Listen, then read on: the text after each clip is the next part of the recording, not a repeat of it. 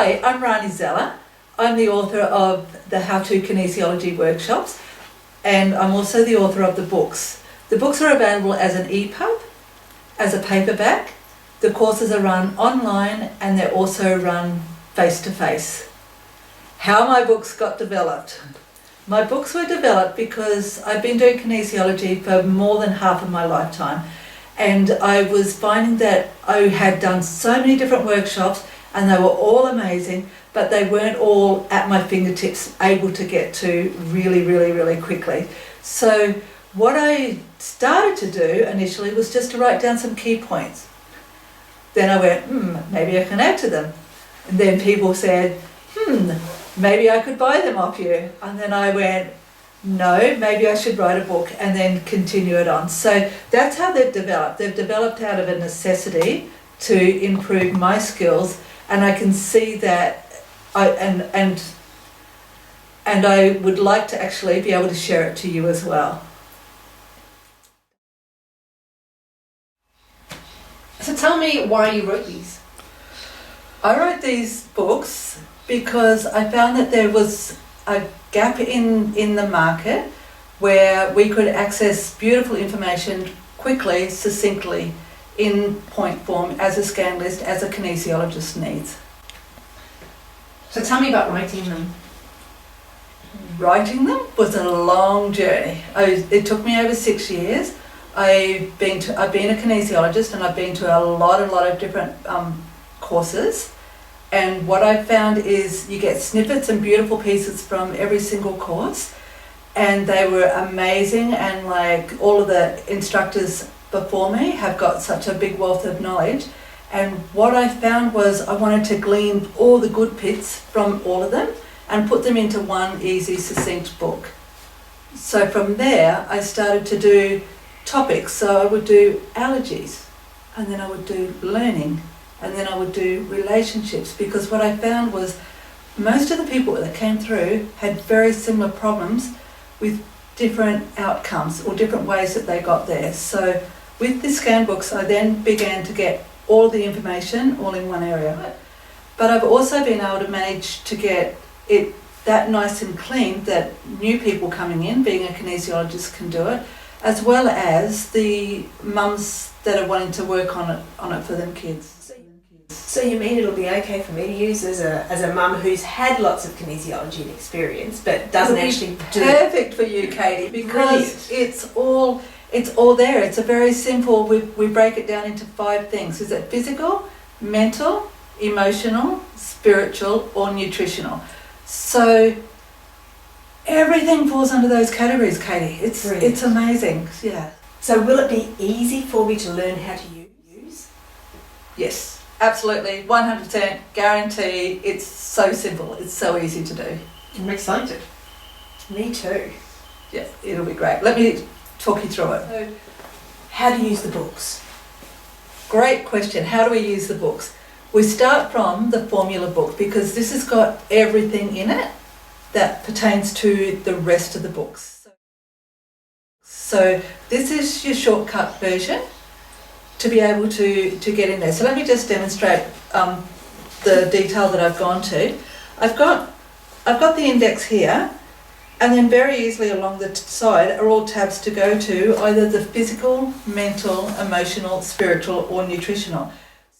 So if I've got a client that comes to you, or you're trying to work on one of your children, Katie, I can just simply go to the index, find out what part of the physical that we need, and then go to it either in this book. So if I went to physical and it come up with a body system that's needed, I can either stay in the short version here, or I can jump along into this book, which is all about the physical pain and fitness.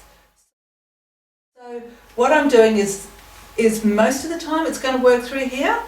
For the really stuck clients and the ones you want to get into a whole lot more detail, I've done the physical pain and fitness book, and that goes right into every single muscle in the body, every single organ in the body, every single gland in the body, all of your hormones in detail, even to the point where the meridians are attached to the muscles as well.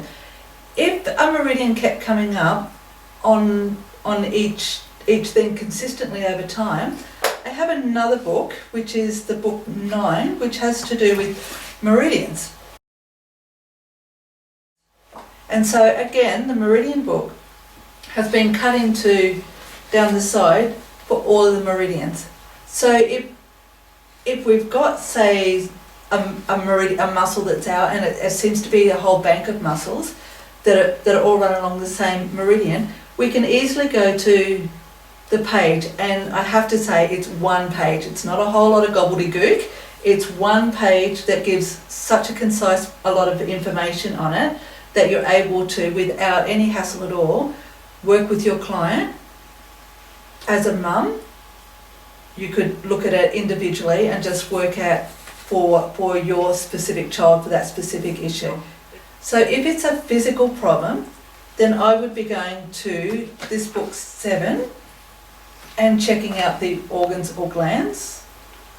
If it's a mental problem, I would be staying in book 1 and doing the whole mental scan list, because that's a very concise mental scan list. If it's emotional, I would be going on to the emotional scan list. And so what I've done there is use the Esther and Jerry Hicks scale of emotions. And down the bottom, we've got the payoffs or the sabotages, because we all know that we've got sabotages. So with the sabotages or the payoffs, so we need to understand why they're not getting fixed, because everyone wants to fix.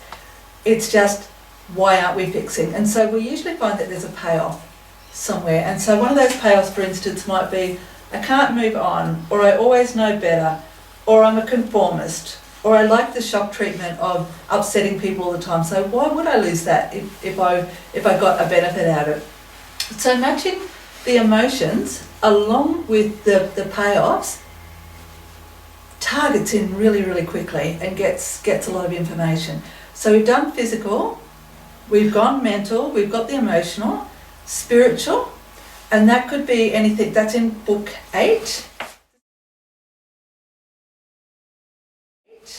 This one, and that can be anything from, are your chakras out? Are your light bodies out? Do you need to call in a guardian angel, or whatever flavour that you're happy with within the spiritual? So I've done a lot of different religions in here. My belief is that there is one God, one universe, one love that sets us all together. So I'm not focusing on religion, but I am giving a description of all the religions around, so that if you've got a student that comes to you and they are from a different spiritual belief, you can easily go to it and quickly look at where they're sitting in all of it. So your son's still ready. It's not physical, it's not mental, it's not emotional, it's not spiritual. It could be nutritional, and nutritional is book 5.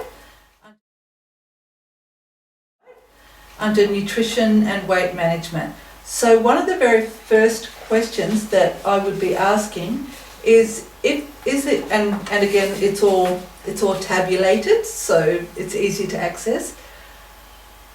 Right off the cuff, one of the very first things I'd be going, if it's nutritional, is it something that I've consumed, inhaled, injected, or applied? Because what we're trying to do as kinesiologists is to nail it down over and over and over again, because we want best bang for money, best bang for buck.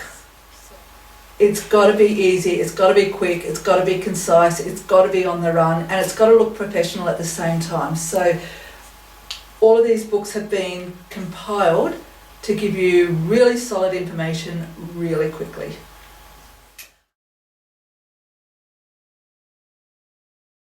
Okay, so how do we actually use it? Great question. So let's start with the very, very beginning. We need to find out why they're here. So in the beginning of the book, I have 3 simple questions. So what's the problem? What do you want done about it? How will you know when you've finished, when you've got it? So Katie, can you give me an example of something? Felix has got a blocked nose, but he doesn't have a cold. Okay. And it's making him a bit grumpy.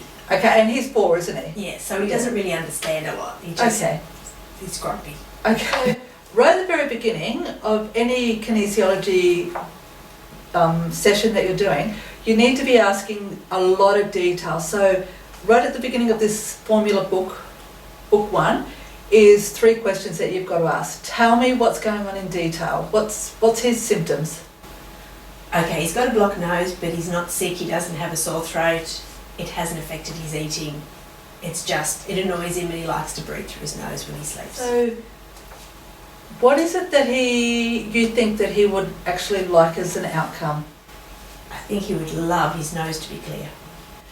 Okay, you'll probably find too, because his nose is blocked, that it's affecting his eating as well, maybe?